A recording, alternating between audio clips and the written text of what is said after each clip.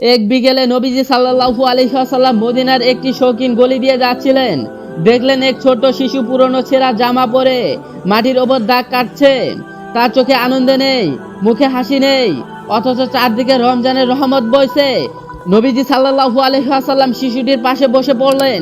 তিনি নিজের পবিত্র হাত দিয়ে শিশুটির ধুলো মাখা গাল মুছে দিলেন। নবীজি সাল্লাল্লাহু আলাইহি ওয়াসাল্লাম জিজ্ঞাসা করলেন, বাবা তুমি এখানে কেন? সবাই তো ইফতারের প্রস্তুতি নিচ্ছে। শিশুটি ফুপিয়ে কেঁদে উঠে বলল, আমার বাবা এক যুদ্ধে শহীদ হয়েছেন, আমার মা অসুস্থ, আমাদের ঘরে আজ এক ফোঁটা পানি ছাড়া আর কিছুই নেই। নবীজির অন্তরে এ কথা শুনে কেঁপে উঠল। তিনি তো সেই নবী যিনি সারা দুনিয়ার এতিমদের জন্য আশ্রয়। তিনি শিশুটির হাত ধরে নিজের ঘরের দিকে রওনা হলেন।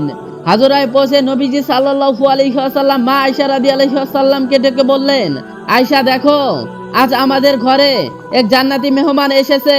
মা আয়েশা রাদিয়াল্লাহু আনহা শিশুটিকে দেখে সব বুঝতে পারলেন। তিনি পরম মমতায় শিশুটির জামা কাপড় পরিষ্কার করে দিলেন।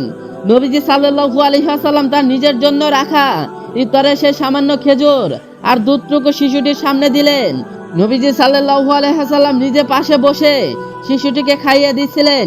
তিনি বলতেন, আয়েশা, যে ব্যক্তি কোনো এতিমের মাথায় হাত রাখবে, আল্লাহ তার হাতের নিচে যতগুলো চুল পড়বে ততগুলো নেকি দান করবেন। শিশুটি তখন তপ্ত হয়ে হাসলো। তখন নবীজি সাল্লাল্লাহু আলাইহি ওয়াসাল্লামের মুখমণ্ডল নূরের আভায় উজ্জ্বল হয়ে উঠল। তিনি বললেন, আজকের এই তপ্তির হাসি আমার কাছে হাজার বছরের নফল ইবাদতের চেয়ে প্রিয়।